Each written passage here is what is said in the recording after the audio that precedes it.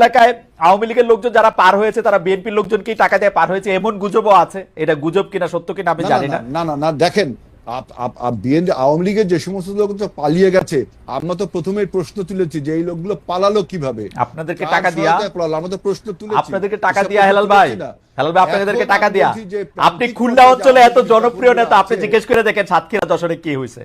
হেলাল ভাই আপনি প্লিজ জিজ্ঞেস করে দেখেন, আমি আসতেছি আপনার কাছে, আপনি এখনই জিজ্ঞেস করেন সাতক্ষীরা যশোর দিয়ে যারা পালাইছে তারা বিএনপির লোকজনের টাকা দিছে কিনা আপনি জিজ্ঞেস করে দেখেন, স্থানীয় বিএনপির লোকজন। তাহলে সরকার সেটা ইনিশিয়েটিভ নিচ্ছে না। আর সরকার তো অত বড় না বিএনপির মতো, বিএনপি তো সরকারের চেয়ে বড়। তাহলে সরকার কি চাচ্ছে?